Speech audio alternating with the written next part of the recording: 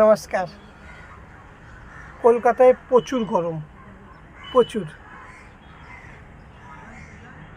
খেলার খবরে আসি। ক্রিকেট, আইসিসি টি20 বিশ্বকাপ 2024 ইউএসএ।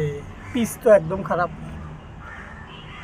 কাল রাতের খেলাটা বলি, USA versus India. India toss জিতে প্রথম ফিল্ডিং করার সিদ্ধান্ত নেয়। ইউএসএ প্রথম ব্যাট করতে নেমে 110 রানে 7 উইকেট পড়ে। আকসদীপ আমাদের অসাধারণ বল করে, 4 ওভারে 9 রান 4 উইকেট। হার্দিক পান্ডে 4 ওভারে 16 রান 2 উইকেট। এদিকে আপনার 3 ওভারে 21 রান 1 উইকেট।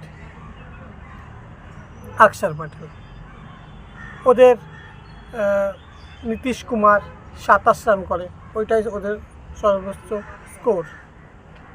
যাই হোক, ইন্ডিয়ার ব্যাটিংয়ে আসতে প্রথম ওভারেই বিরাট কোহলি 0 রানে out.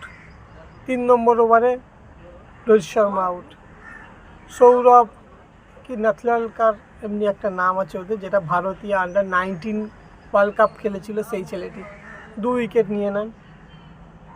Rishabh punt bold out হয় 20 বলে 18, আলির বলে 3 উইকেটই পড়ে। সূর্য কুমার অসাধারণ একটা ইনিংস খেলে দেয়, 49 বলে 50 রান। ওই পিচে এটাই অনেক। পাকিস্তানের মতন না আমরা যে 106 রান, মানে বিশাল একটা স্কোর পার করে জিতেছে। আমরা 18 ওভার 2 বলে জিতেছি। আমাদের নেট রান রেটে আমাদের কোনো যায় আসে না, আমাদের জেতা নিয়ে কথা। আমরা কোয়ালিফাই করে গেলাম।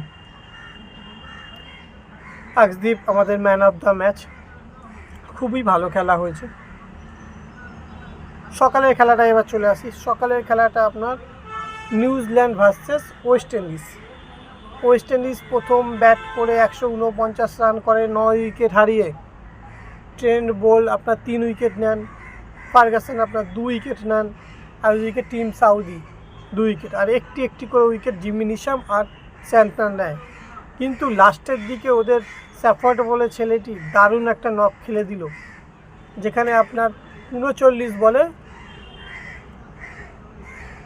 68 রান। এই পিচে অসম্ভব। ব্যাট করতে নামে প্রথমেই ওরা ধাক্কা খায়। অ্যালাম খুব পিটাচ্ছিল, 23 বলে 26, ওরই যা মারমুখী। আর কনবে, উইলিয়ামস কেউ ব্যাট করতে পারেনি। লাস্টের দিকে খেললো আপনার গ্লেন ফিলিপস, যেটা আইপিএলে অনেক দিন ধরে বসে থাকে। ছেলেটাকে বল, ব্যাট, কিপিং, ফিল্ডিং সবই করতে পারে, ছেলেটাকে আইপিএল খেলায় না। এই ছেলেটা দেশের জন্য অনেক ভালো পারফরমেন্স করে।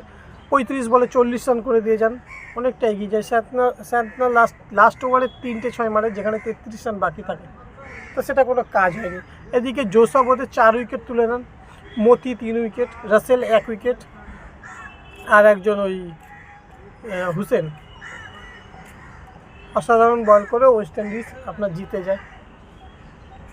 সেকেন্ড খেলাটা ওয়েস্ট ইন্ডিজের কাছে ছিল না, কেন 6 উইকেট খুব তাড়াতাড়ি পড়ে গেছিলো। সেখান দিয়ে রানটা তুলে 149 করেছে।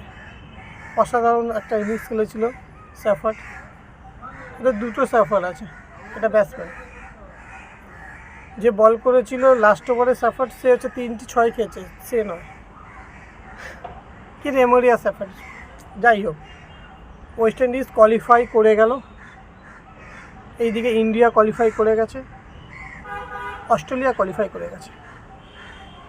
আরও আজকে বাংলাদেশ আর নেদারল্যান্ডের খেলাটা হোক। আমি চাই যে বাংলাদেশ যাক, বাংলাদেশ জিতুক। ওদের দেখাতে হবে কোয়ালিফাই রাউন্ডে আমাদের সাথে পড়বে একটা ম্যাচ।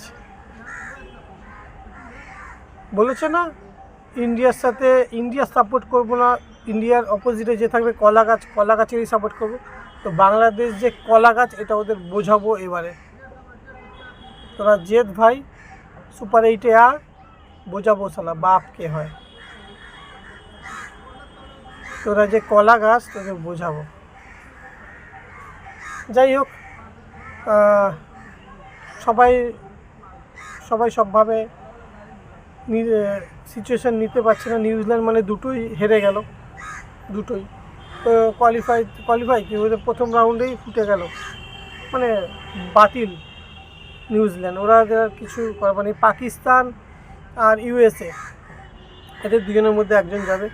ইউএসএ জিতলেই যাবে, আর পাকিস্তান যদি জেতে রান রেট হিসাবে দেখা যাবে।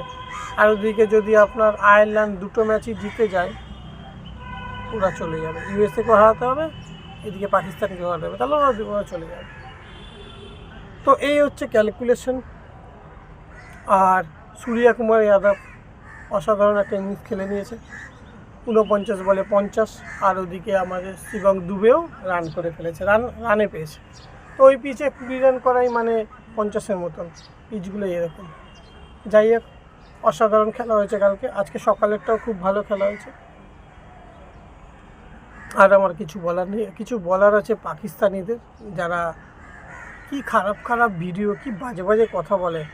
আর যেই হেরে যায় তখনই আরও একটা কথা বলি, এই দর্শকরা এই কপিরাইট করে দেয় যে ওদের নামে বাজে বলতে। ওরা তো বাজে বলতেই থাকে, পাকিস্তান তো বাজে বলতেই থাকে, তখন তো কপিরাইট করে না। কী সব বাজে বাজে কথা বলে, এই বাপ ওর বাপ, এই দিলাম তো, কি বাজে বাজে। মেয়েরাও তো, তাদের বেলা কপিরাইট হয় না। যাই হোক, আমরা কিছু বললেই দোষ, কপিরাইট করে দেবে। যাক, আর কিছু বলার নেই। নমস্কার, সবাই ভালো থাকবেন। কলকাতায় কিন্তু প্রচুর গরম। টাটা।